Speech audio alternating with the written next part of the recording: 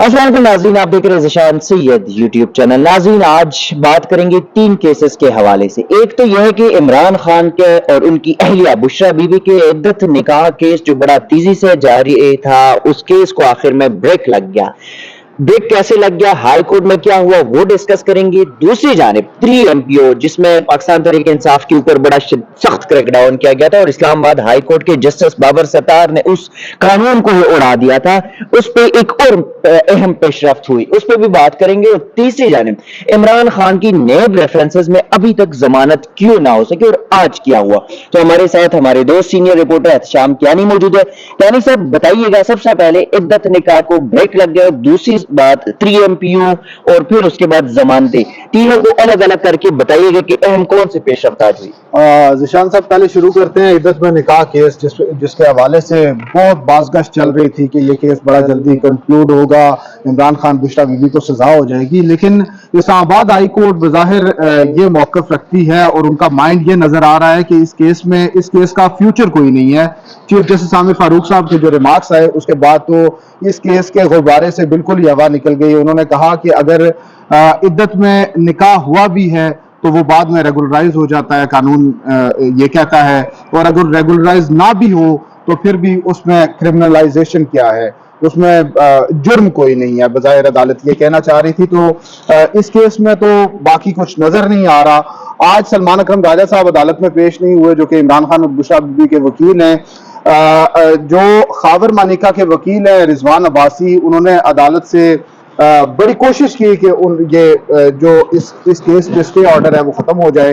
उन्होंने कहा कि वकला को जब स्टे ऑर्डर मिल जाता है तो उसके बाद तो वो अदालत में आते ही नहीं है। तो उस पर चीफ जस्टिस साहब ने उन्हें रोका कि ऐसे ना कहें, 3 वकला मौजूद हैं, सलमान अकरम राजा साहब आज नहीं आ सके, इसलिए इस केस में डेट डाल देते हैं। तो उन्होंने आइंदा मंगल की तारीख दी है।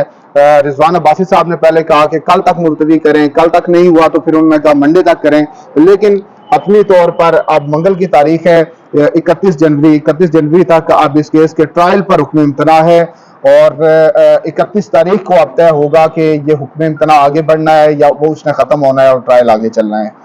दूसरा, जो 3 एमपीओ का फैसला था, इस्लामाबाद हाई कोर्ट के जस्टिस बाबर सत्तार का बड़ा फैसला था और उसमें तकरीबन 1980 से जो है वो कवानीन उड़ा दिए गए थे। इस्लामाबाद हाई कोर्ट के डिवीजन बेंच ने उस फैसले को जो है वो उसके ऊपर दोबारा जजमेंट दी है। तो क्या पहले ये बताए कि वो जजमेंट क्या दी और तहरीक इंसाफ के लिए मुश्किलात हो सकते हैं या नहीं। देखिए, जस्टिस बाबर सत्तार बड़ा इस हवाले से बड़ा कैटेगोरिक स्टांस रखते हैं कि जो एमपीओ का इख्तियार है वो किसी फर्द वाहिद के पास नहीं होना चाहिए, क्योंकि किसी शहरी की आज़ादी सल्ब करनी होती है और उसके लिए बड़े स्ट्रॉन्ग ग्राउंड्स मौजूद होने चाहिए और उन स्ट्रॉन्ग ग्राउंड्स पे एक शख्स जो है उसको फैसला नहीं करना चाहिए, बल्कि इस्लामाबाद के मामले पे ये वफाकी काबीना के सामने जाना चाहिए। क्योंकि इस्लामाबाद हाई कोर्ट का इससे पहले एक फैसला मौजूद है कि जो फेडरल गवर्नमेंट है वो इस्लामाबाद के लिए प्रोविंशियल गवर्नमेंट भी है, क्योंकि पूरे मुल्क के लिए तो वफाकी हुकूमत है, लेकिन चूंकि इस्लामाबाद की सूबाई हुकूमत नहीं है तो इसलिए वफाकी हुकूमत के पास ही सूबाई हुकूमत के इख्तियारात भी मौजूद हैं। अब प्रॉब्लम ये था कि एक सदारती ऑर्डर मौजूद है 1980 का। उस ऑर्डर के मुताबिक चीफ कमिश्नर इस्लामाबाद को, जो कि एक हुकूमत आती है और अपनी मर्जी का एक शख्स वहां पे डिप्यूट कर देती है, उस शख्स के पास एक सूबे को चलाने जितने इख्तियारात मौजूद हैं। तो उस पर अदालत का एक व्यू था कि इस तरह नहीं होना चाहिए और चीफ कमिश्नर के पास इख्तियारात नहीं होने चाहिए। जस्टिस बाबर सत्तार ने अपनी समातों में इसे कॉलोनियल उस एरा से भी तशबीह दी है कि ये तो कॉलोनियल दौर का जो मामला है वो दिखाई दे रहा है। तो अब प्रेसिडेंशियल ऑर्डर के तहत चीफ कमिश्नर अपनी पावर जो है वो डेलीगेट करते हैं डिप्टी कमिश्नर इस्लामाबाद को, और वो किसी भी शख्स की आजादी सल्ब करके उसे नजरबंद कर देते हैं। तो अब डिप्टी कमिश्नर किन ग्राउंड्स पे वो आजादियां सल्ब करते हैं, वो अभी तौहीन अदालत केस जो चल रहा है उसमें यह मामला मजीद वाज़ेह होता जा रहा है। जो 67 जो डिप्टी कमिश्नर ने एमपीओ ऑर्डर्स जारी किए, उस पर अब उनके खिलाफ तौहीन अदालत की कार्रवाई जारी है, क्योंकि अदालतें रोकती थी लेकिन डिप्टी कमिश्नर उसके बावजूद वो ऑर्डर जारी कर देते थे और तहरीक इंसाफ के रहनुमाओं को एमपीओ ऑर्डर के तहत नजरबंद कर दिया जाता था। اب تو میرا خیال ہے تحریک انصاف کا آپ نے ذکر کیا تو ان کے رہنما بچے ہی کون ہیں جن کو اب وہ دوبارہ ایم پی او کے تحت بند کریں گے، لیکن پھر بھی یہ آپشن دوبارہ ان کے پاس آ گیا ہے کہ اگر کوئی شخص ذرا سر نکالنے کی کوشش کرے گا تو اسے ایک بار پھر سے ایم پی او کے تحت بھی نظر بند کیا جا سکتا ہے اگر اس کے خلاف مقدمے نہیں ہے۔ ویسے تو آج کل کے دور میں مقدمات بھی بہت سارے بن جاتے ہیں، ایک شخص ایک مقدمے میں ضمانت لیتا ہے تو دوسرے میں اس کو اریسٹ کر لیا جاتا ہے اور اس مقدمے کے بارے میں اسے پتہ بھی نہیں ہوتا۔ تو جسٹس بابر ستار صاحب نے وہ پریزیڈنشل آرڈر اور اس کے تحت ڈیلیگیٹ کی گئی پاورز جو تھی ان کو قانون کے خلاف قرار دیتے ہوئے انہیں کالعدم قرار دیا تھا، اور اس کے بعد انہوں نے وفاقی حکومت کو یہ اختیار دیا تھا۔ انہوں نے کہا تھا یہ وفاقی حکومت کا اختیار ہے، اور اس کے ساتھ ساتھ وفاقی حکومت کو اسلام آباد کے امور چلانے کے لیے 3 مہینے میں رولز بنانے کا بھی حکم دیا تھا۔ لیکن وفاقی حکومت چونکہ وہ بہتری والے کام کی طرف نہیں گئی اور انہوں نے اس آرڈر کو چیلنج کر دیا، تو 2 رکنی بینچ نے جو ابتدائی سماعت کی اس میں انہوں نے دلائل سنے، اور وہ دلائل سننے کے بعد انہوں نے جو متفرق درخواست تھی کہ آپ سٹے آرڈر جاری کر دیں اور جو پرانی حیثیت ہے اس کو بحال کر دیں، وہ بھی منظور کر لیا ہے۔ اب اس کا نتیجہ یہ ہے کہ ڈپٹی کمشنر کے پاس وہ تمام تر اختیارات واپس آ گئے ہیں، چیف کمشنر کے پاس اب صوبہ چلانے کے اختیارات ہیں اور وہ اب ان کو استعمال کریں گے۔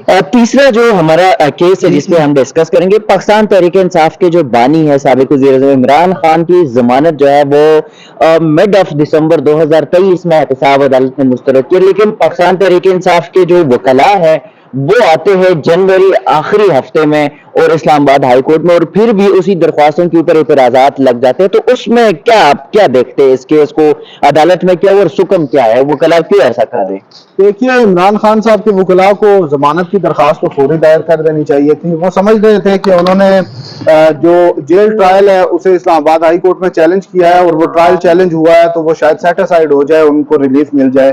اگر انہیں ریلیف مل بھی جاتا ہے تو پھر بھی عمران خان صاحب کو ضمانت تو کرانی ہی پڑے گی۔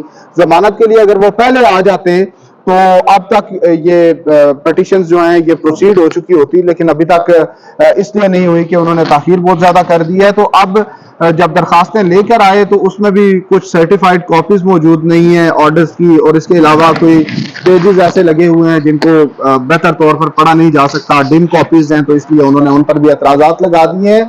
تو اب چونکہ ان کی درخواستیں 2 مختلف بینچز میں سماعت کے لیے مقرر ہو گئی تھی، تو یہ کوئی ان کی اسٹریٹجی کا حصہ لگ رہا ہے کہ دونوں درخواستوں پر اعتراضات دور کرنے کے لیے انہوں نے وقت مانگا ہے، ورنہ ایسے نہیں ہوا کرتا۔ وہ کورٹ سے ریکویسٹ کیا کرتے ہیں کہ آپ اعتراض دور کر دیں، لیکن اب کی بار انہوں نے کہا ہے کہ ہم خود اعتراض دور کریں گے۔ بظاہر ان کی یہ کوشش ہے کہ اعتراضات دور کریں، دوبارہ درخواستیں فکس ہوں تو شاید ایک ہی بینچ میں ہو جائیں گے، کچھ اس طرح کی صورتحال نظر آ رہی ہے۔ شکریہ احتشام کیانی صاحب جی۔ ناظرین، بالکل اب تحریک انصاف کے وکلاء کی اسٹریٹجی کیا ہوگی، وہ کیوں ڈیلے کرنا چاہ رہے ہیں ان سارے معاملات میں یا ضمانت کی معاملات میں۔ دوسری جانب یہ بھی دیکھیں گے کہ کیا اسلام آباد ہائی کورٹ جو 3 ایم پی او کے اختیارات ہے یہ پرماننٹ ڈی سی یا کمشنر کو واپس کریں گے یا سنگل رکنی بینچ کے ساتھ جائیں گے۔ یہ انفارمیشن جو بھی معاملات ہوں گے آپ کے ساتھ شیئر کریں گے۔ تب تک کے لیے دیجیے گا اجازت، اللہ حافظ۔